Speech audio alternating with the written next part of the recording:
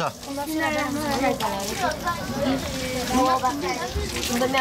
Dadilolar kimindir? İyi konuda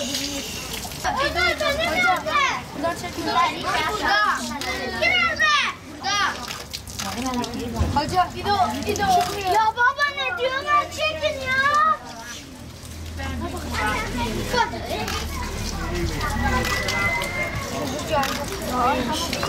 Aydan atsa.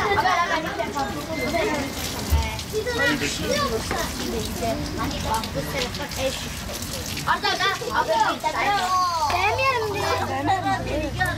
Dedi kalk, ben de kalk.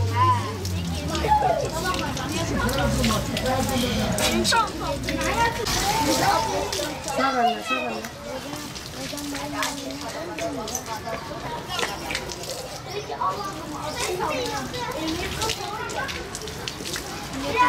Hadi yazsana.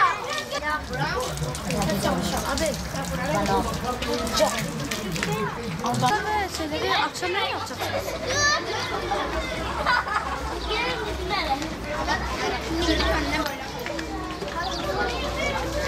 Bismillahirrahmanirrahim. Bismillahirrahmanirrahim. İnnellezîne keferû sevâ'un aleyhim e'enzertehum em lem tunzirhum lâ yu'minûn. Âmenû ve mâ yehza'ûne illâ enfusehum.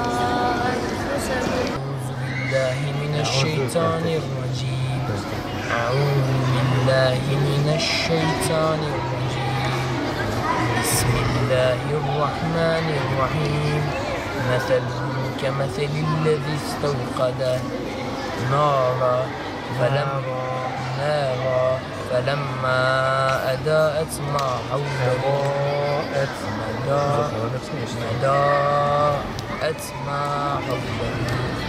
ذهب الله بنورهم بالكافرين الله محيط بالكافرين.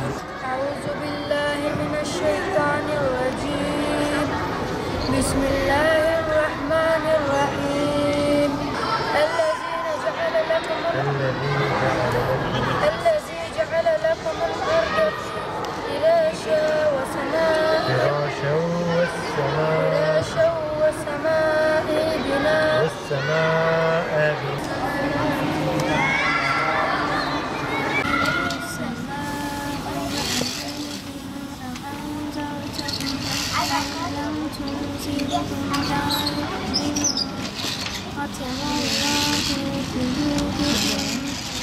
على قلوبهم وعلى سمعهم وعلى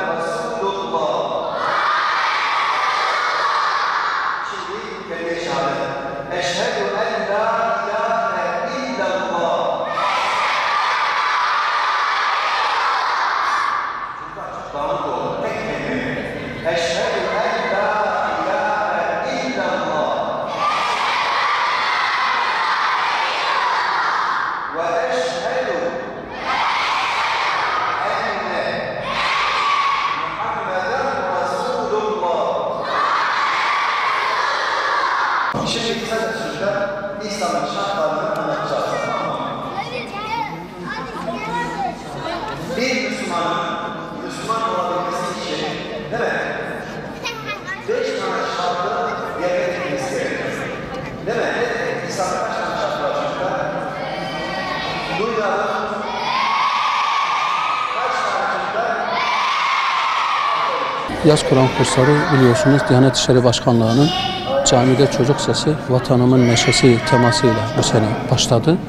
ve 25 Haziran itibariyle bütün camilerimizde sabah saat 9'dan 11.45'e bir de öğleden sonra da vermek isteyen öğreticilerimiz ve gelmek isteyen öğrencilerimize karşılık onlara da aynı şekilde öğleden sonra ders verilmektedir. Ama ağırlıklı olarak sabah 9 ve 12 arası ders verilmektedir çocuklarımıza. Öğrencilerimize, kız çocuklarımıza bayan öğretici hoca hanımlar ders vermektedirler. Kur'an kurslarımızda camimizin onlara ayrılan bölümlerinde üst katlarda ve yine alt katta Kur'an kurslarımızda onlara ders verilmektedir. Caminin içinde de yine biz erkek çocuklarına yönelik olarak erkek öğreticiler olarak ders vermekteyiz. Bir de 4-6 yaş grubu çocuklarımız vardır.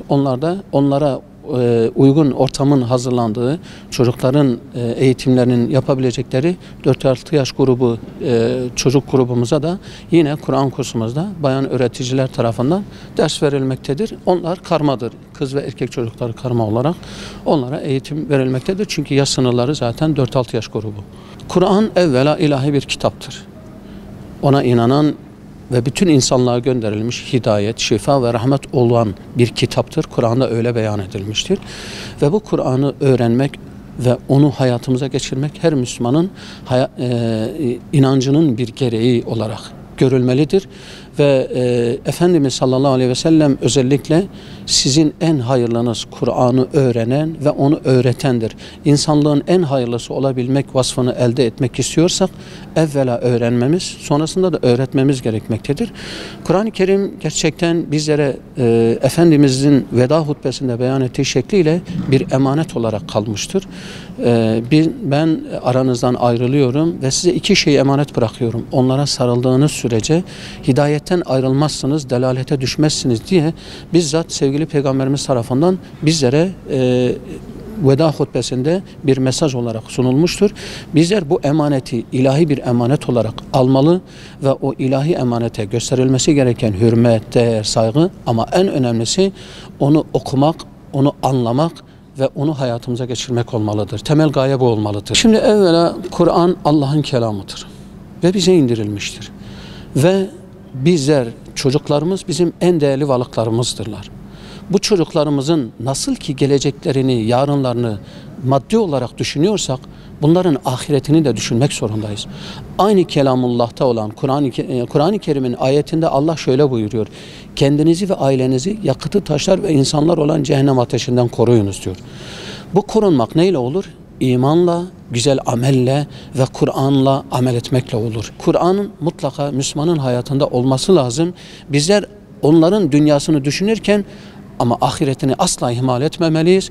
Çünkü bu çocuklarımız Kur'an'la büyüdükleri zaman, Kur'an'la yetiştikleri zaman, Kur'an'ın eğitiminden ders aldıkları zaman onlar gerçekten gelecek nesil olarak ümit var olabileceğimiz bir nesil olurlar ve onlar ebeveynleri için hayırlı bir evlat olurlar. Toplum olarak, insanlık olarak hepimizin gurur duyacağı birer fert olarak aramızda bizleri mutlu edeceklerdir. Şimdi tabii geçmiş nesille bugünkü nesli bir kıyas ettiğimiz zaman dikkat edersek bugünkü çocuklarımız hep içine kapanık. Saygı noktasında bazen yetişkinlerine karşı, ebeveynine karşı, toplumdaki büyüklerine karşı gereken hürmeti göstermediklerini görüyoruz. Zararlı alışkanlıklara düştüklerini görüyoruz. Şimdi bunların her birisinin Kur'an'ın eğitiminden geçmiş olduğunu bir düşünün. Geçmişte mesela ebeveynlerimiz bu konuda çok hassas oldukları için, bizleri bu konuda eğitime tabi tuttukları için büyüklere karşı hürmette, görevlerimizi yerine getirmede, zararlı alışkanlıkların her birisinde uzak durup da bunların birer zararlı alışkanlık olduklarını hepimiz mesela aldığımız eğitimle bunları hep hayatımızdan uzak tutmuşuzdur. Bizim bugün toplumsal olarak çocuklarımızın ekran karşısında veya ellerindeki işte tablet veya benzeri telefon aracılığıyla vakit geçirdiklerini, hep buna vakit ayırdıklarını, bununla büyüdüklerini görmekteyiz. Bu çocuklarımıza tabii sanal alemde ister istemez birçok kötü alışkanlıklarının sirayet etmesi anlamına da gelmektedir. Dolayısıyla çocuklarımız ekran karşısında değil de akranlarıyla bir arada, aile ve sosyal politikalarının özellikle de bu teması vardır. Yine aynı şekilde ekranla değil akranlarıyla yetişen bir nesil yetişmesi için bunların özellikle çok manevi atmosfer olan cami ortamına ebeveynlerinin getirip de imam ve görevli öğreticiler eşliğinde şöyle yazı değerlendirmelerini, bu yazda bir eğitim alarak manevi hayatta yani manevi hayatlarına bir şeylerin akmasını sağlamak, o rahmetten istifade etmek için mutlaka ebeveynlerinin çocuklarını Kur'an kursuna getirmelerini tavsiye ediyoruz. Çünkü yetişen nesil eğer sokak ve internet ortamında, ekran karşısında vakit geçirirse toplumsal olarak hepimiz üzüleceğiz ama en başta ebeveynler üzüleceklerdir. Çünkü saygı duyan bir nesil değil de inciten, cevap veren, karşılık veren ve kıran bir toplum oluşacak, bir birey toplumu oluşacaktır ki bu hepimizi etkiler yaşamımızda. Evet.